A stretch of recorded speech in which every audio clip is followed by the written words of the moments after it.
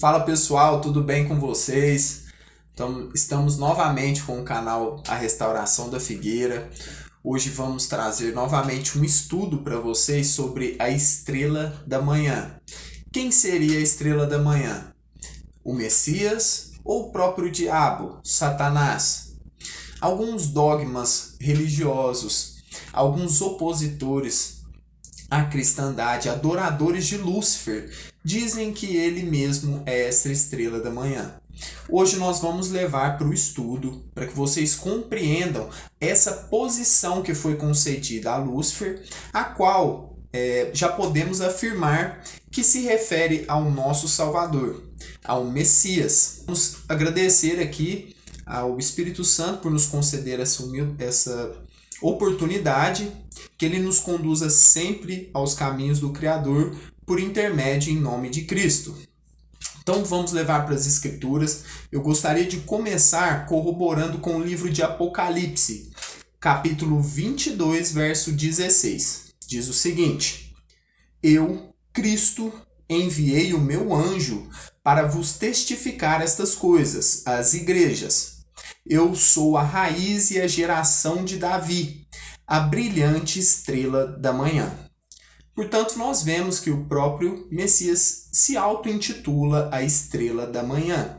E vamos corroborar agora com o livro de Isaías, capítulo 14, do verso 12 ao 14. Diz o seguinte: Como caíste do céu, ó estrela da manhã, filho da alva, como foste lançado por terra, tu que debilitava as nações, tu dizias no teu coração: eu subirei ao céu, acima das estrelas do Criador exaltarei o meu trono e no monte da congregação me assentarei.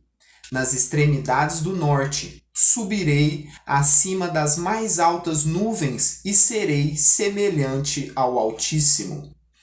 Aqui no contexto de Isaías nós vemos a soberba que estava dentro do coração de Satanás. E por que houve a queda dele? Então nós vemos que, mediante as escrituras sagradas, ele é um anjo caído. Ele foi retirado da sua posição.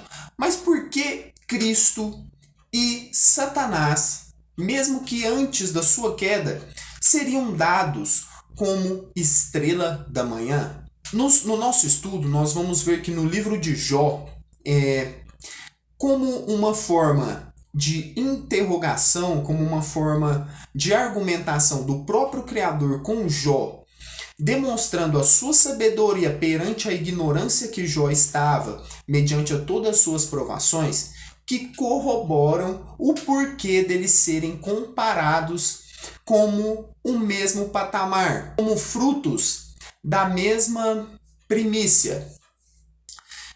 Vamos levar para o livro de Jó, capítulo 38, um verso qual eu já citei com vocês aqui no canal.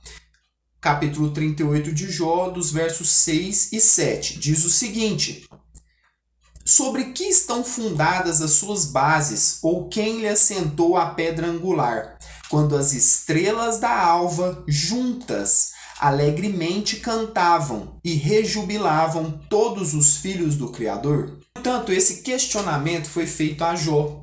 E aqui nós vemos que as estrelas da alva e todos os filhos do Criador, no contexto geral, diz sobre a fundação do mundo, em que está colocado as suas bases. O Criador questiona a Jó se ele teria o intelecto, a sabedoria de como foi feito essa base, esse fundamento.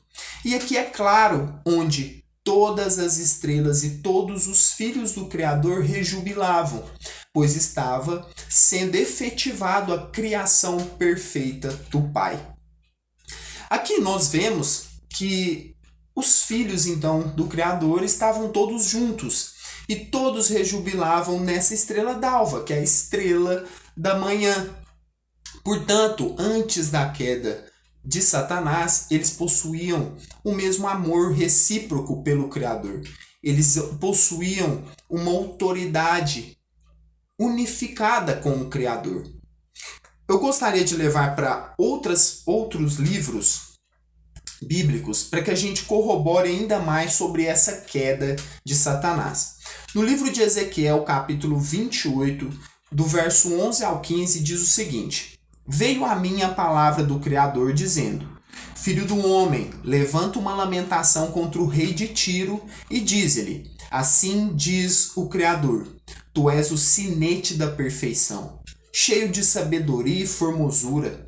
Estavas no Éden, jardim do Criador, de todas as pedras preciosas te cobrias: o sárdio, o topázio, o diamante, o berilo, o ônix, o jaspe, a zafira, o carbúnculo e a esmeralda. De ouro se te fizeram os engastes e os ornamentos. No dia em que foste criado, foram eles preparados.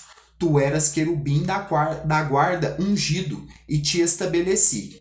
Permanecias no monte santo do Criador, no brilho das pedras andavas. Perfeito era nos teus caminhos, desde o dia em que foste criado, até que se achou iniquidade em ti. Aqui, nessa passagem de Ezequiel, o profeta, ele está fazendo uma profecia mediante ao rei de Tiro.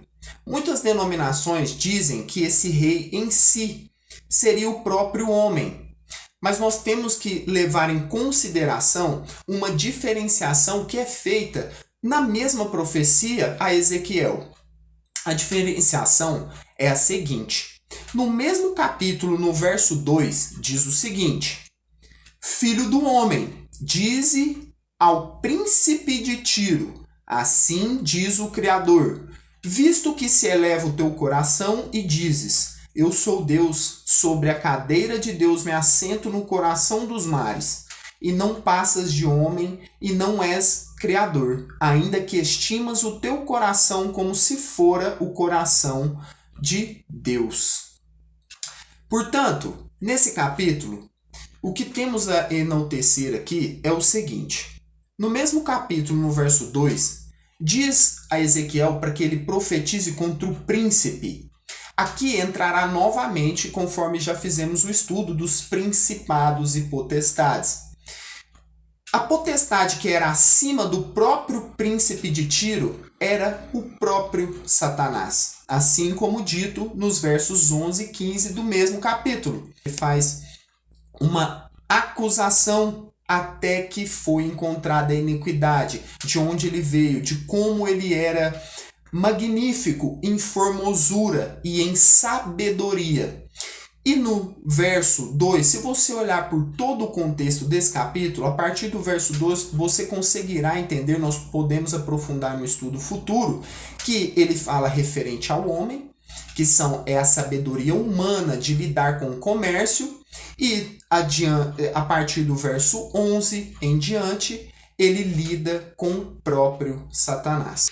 Nós podemos corroborar essa situação de que ele está informando, de que Ezequiel está profetizando contra o rei, que é a potestade, Satanás, e o príncipe, que é o rei terreno.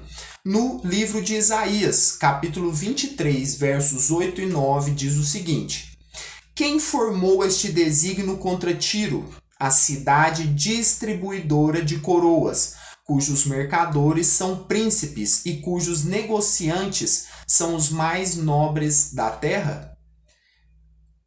O Criador dos exércitos formou este desígnio para denegrir a soberba de toda beleza e envilecer os mais nobres da terra. Nessa passagem do livro de Isaías, aqui também é uma profecia contra o reino de Tiro. E aqui nós vemos uma informação importantíssima, que diz o seguinte: que eles são os distribuidores de coroas. Eles possuem grande poder sobre outros reinados e que eles formam esses reinados.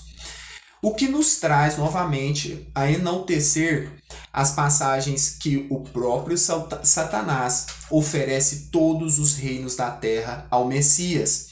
Até mesmo quando o próprio Messias diz que Satanás possui um trono terreno. que ficava situado na cidade de Pérgamo daquela época, assim como é dito no livro de Apocalipse. Então aqui eu desejo que eu tenha levado compreensão sobre a estrela da manhã, um pouco sobre a queda de Satanás e como ele atua nos principados e potestades, nos reinos terrenos. Muitos dogmas, eu vou deixar aqui para vocês um vídeo. Flammas eius, Lucifer matutinus inveniat.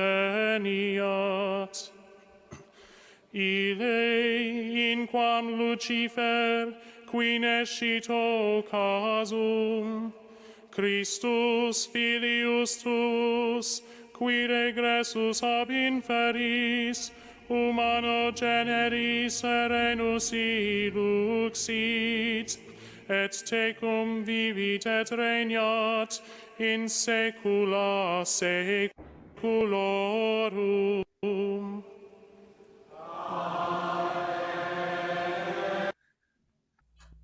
Vocês já deixam seu like, se inscrevam no canal. Vou deixar para você ver que um dos dogmas religiosos mais poderosos na Terra exaltam a estrela da manhã como o próprio Satanás.